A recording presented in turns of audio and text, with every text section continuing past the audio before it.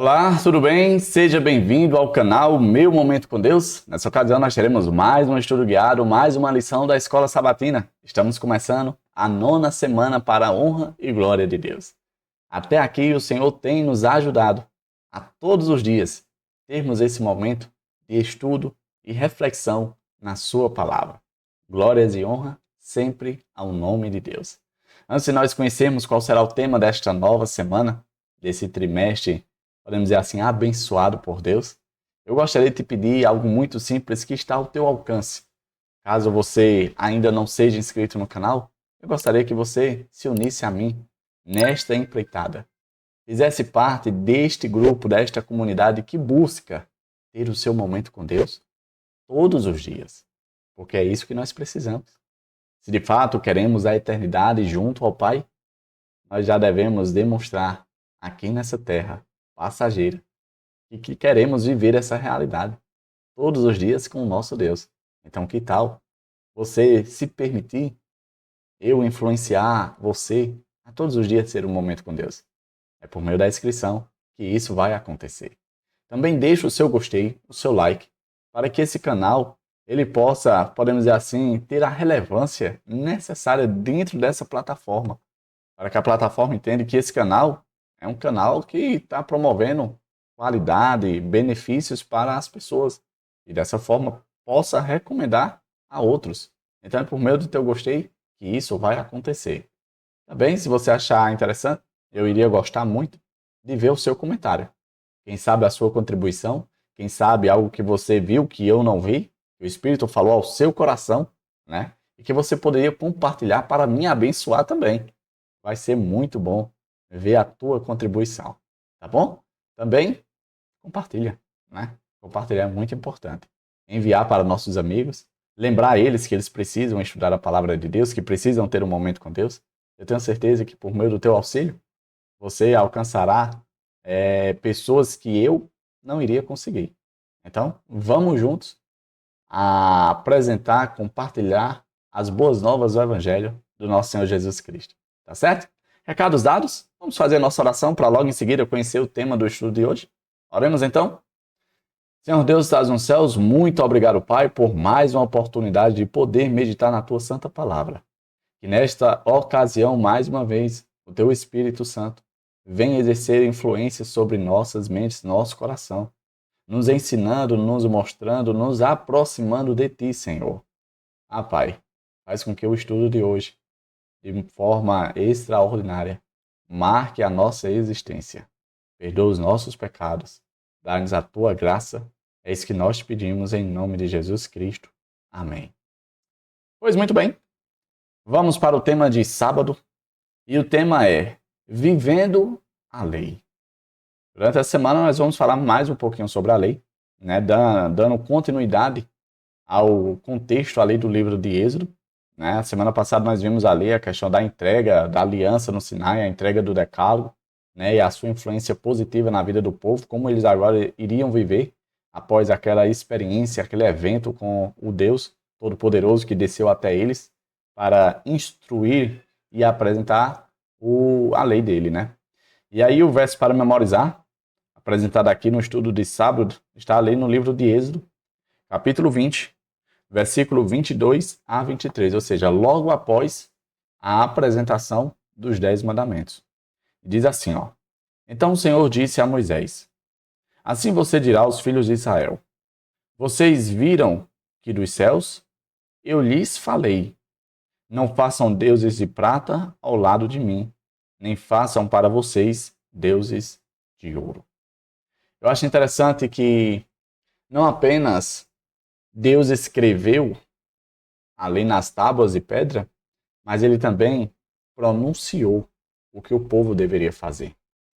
Veja que aquele povo teve a experiência que até então era algo restrito apenas a Moisés. Deus falando verbalmente como o povo deveria viver daquele momento em diante.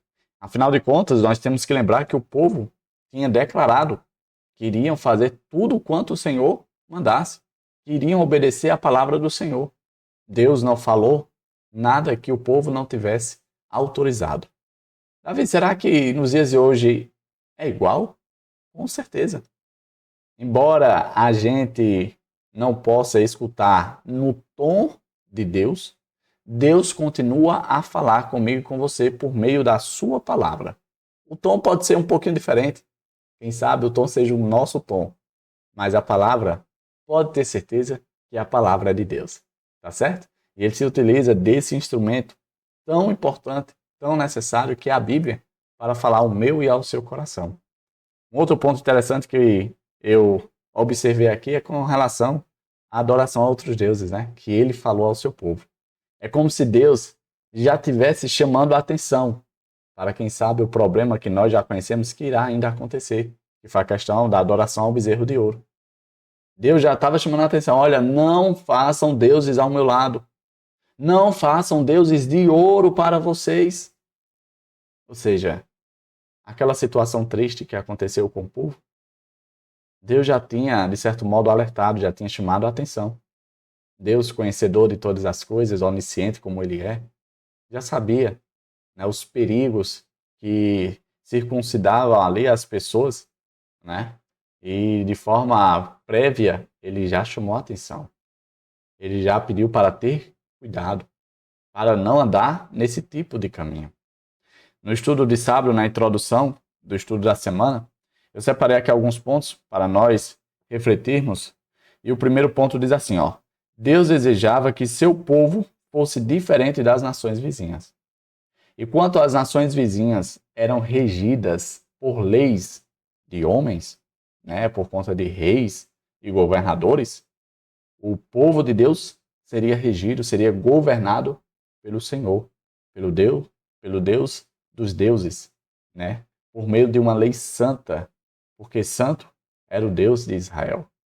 Ou seja, seria uma nação diferente das outras nações.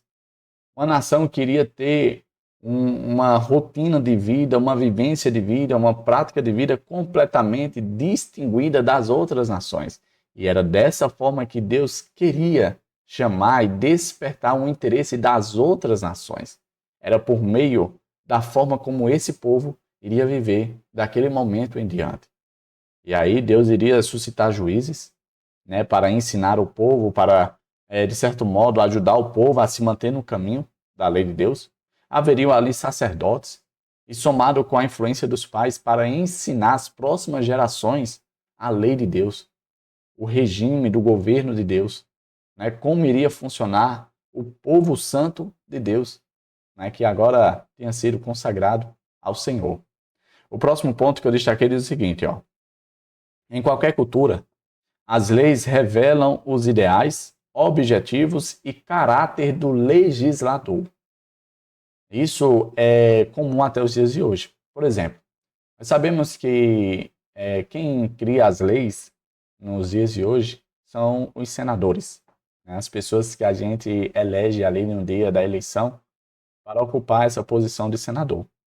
E aí você sabe que algumas pessoas, elas defendem algumas pautas. Elas são inclinadas a algumas coisas, por exemplo, a saúde, a segurança, né, a questão do agronegócio, e assim cada um tem a sua vertente, né, vamos dizer assim, a pauta que defende. O interessante é que essas pautas, normalmente, elas tendem a se converter em leis, né, propostas de leis que eles levantam ali na Câmara, né, na Casa dos Senadores, para criar leis com base naquilo que eles representam. Então, dentro do contexto bíblico, também não é diferente. Um exemplo claro disso é o caso de Faraó. Você lembra o decreto, a lei que ele promulgou, a lei para matar as crianças hebreias, quando nascessem ali do sexo masculino? Eu te pergunto, tal lei revela o que desse legislador? Qual é o traço de caráter que traz à tona tal decreto? Não era que o Faraó era um rei perverso? Um rei ruim que estava tirando a vida de bebês? Pois é, não é diferente. As leis, elas sempre irão expressar quem de fato é o legislador. E quando eu e você olhamos para a lei de Deus, nós temos de fato a representação de quem de fato é nosso Deus. Mesmo que de forma resumida, porque as 10 palavras não são suficientes. para trazer o magnífico Deus que de fato Ele é. Somente a eternidade será possível revelar o amorável e o esplendoroso, glorioso Deus que Ele é para cada um de nós. Ali, os 10 mandamentos do Decálogo foi uma maneira pedagógica que Deus trouxe como forma de se revelar, de se apresentar a cada um de nós. E se de fato nós meditarmos na lei de Deus, nós vamos extrair não apenas aprendizados e lições, mas nós iremos conhecer quem de fato é o nosso Deus. O próximo ponto que eu destaquei, presente aqui no nosso estudo, diz assim, ó: a lei de Deus revela quem Ele é, ou seja, sua bondade, amor, valores, retidão e suas restrições contra o mal. Interessante. As pessoas tendem a dizer que os 10 mandamentos, eles servem para restringir, né, para limitar as pessoas, para acabar com a liberdade das pessoas, né, para fazer com que as pessoas vivam de maneira alienada. Né? Não é assim que as pessoas dizem por aí? Pois é. Quando a gente reflete na lei de Deus, a gente percebe que não é bem assim. Que, na verdade, Deus está querendo nos proteger. Que, na verdade, Deus está querendo fazer com que a gente tenha qualidade de vida.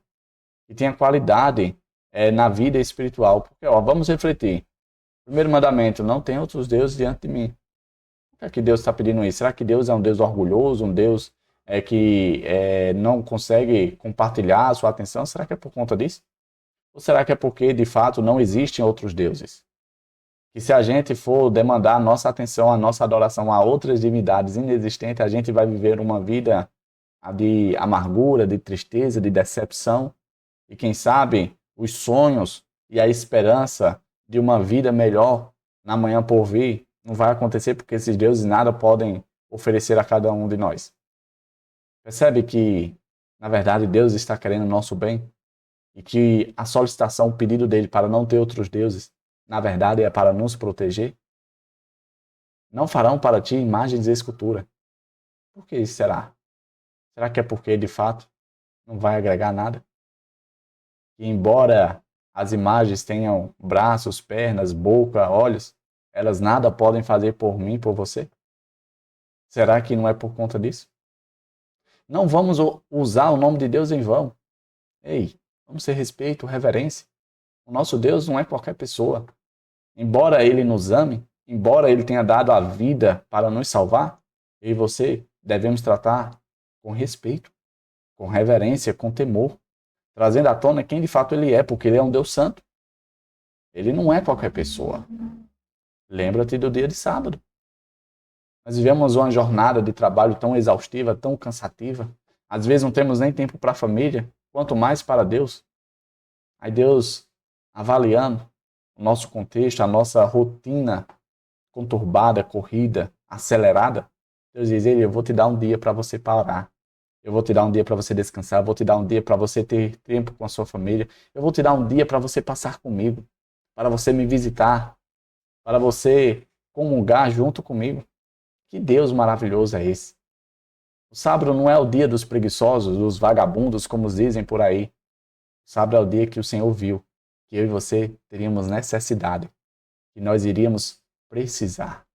E isso mostra o caráter amorável do nosso Deus. Olha, honra teu pai e tua mãe. Por que honra teu pai e tua mãe? Bom, nós podemos concordar que um filho de bom senso, dentro do contexto normal de uma vivência de família, deve reconhecer tudo aquilo que os pais fizeram para a educação, para a manutenção, para a questão dos alimentos, né, da segurança de tudo. De fato, os pais, eles se sacrificam pelos filhos, tentando fazer com que o filho ele viva ali experiências extraordinárias, que não falte nada para ele, que tudo dê certo na vida dele, garantindo o recurso, a atenção, tudo o que é possível. Então, por que não respeitar os pais, honrar os pais? O Senhor percebe que não está pedindo nada demais? Não matar, não adulterar, não roubar. Coisas que qualquer civilização defende. Pois esse é o mínimo para viver em sociedade. não ter inveja, não falar mal das pessoas. Ou seja, Deus, ele não está pedindo nada demais a cada um de nós. Na verdade, ele está pedindo coisas boas em nós, para que por meio dessas coisas boas, a gente viva de maneira saudável, de maneira harmoniosa com as pessoas, de maneira saudável.